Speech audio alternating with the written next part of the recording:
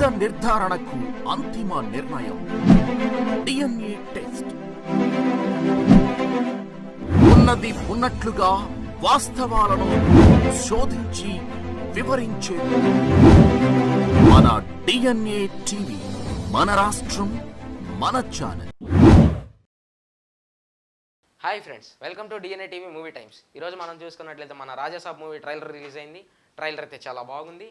మన ట్రైలర్లో కనుక గమనించినట్లయితే విఎఫ్ఎక్స్ లాస్ట్ ట్రైలర్కి ఈ ట్రైలర్కి కంపేర్ చేసుకున్నట్లయితే విఎఫ్ఎక్స్ అయితే బాగా అప్గ్రేడ్ అయిందనే చెప్పాలి. ఇంకా మన ప్రొడ్యూసర్స్ పెట్టిన మనీ అంతా కనిపిస్తుందనే చెప్పాలి. ఇంకా సినిమా మొత్తం విఎఫ్ఎక్స్ చుట్టూనే తిరుగుతున్నట్టు అనిపిస్తుంది ఆ ట్రైలర్స్ చూస్తుంటేనే. ఇంకా మన సినిమా వచ్చేసి పెద్ద స్కేల్లోనే ఉండబోతుంది. సినిమాటోగ్రఫీ చూసుకున్నట్లయితే మన డిఓపి కార్తిక్ పాలాని అయితే మంచి ఫ్రేమ్స్, మంచి షార్ట్స్ తీసాడని చెప్పాలి. సినిమా మొత్తం మీద కెమెరా టేకింగ్ అనేది బాగా సెట్ అయిపోయింది. ఆ హారర్ థీమ్కి, ఆ కామెడీ థీమ్కి మొత్తం బ్యాలెన్స్ అనేది అయిపోయిందనే చెప్పాలి. సంజయ్ దత్ చూసుకుంటే ఈ సినిమాలో ఆయనకి చాలా పెద్ద రోల్గా కనిపిస్తుంది.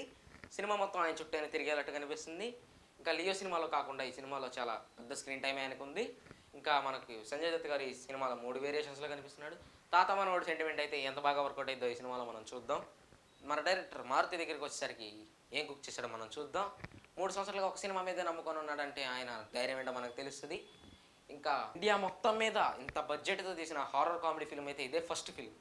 ఓకే, మన టెడ్డీ అన్న విషయంకి వచ్చేసరికి సినిమా మొత్తం మీద మ్యూజిక్ మీద ఫుల్ డ్యూటీ అయితే ఎక్కేశాడు. సినిమాలో మ్యూజిక్ అయితే టాప్లో వచ్చింది.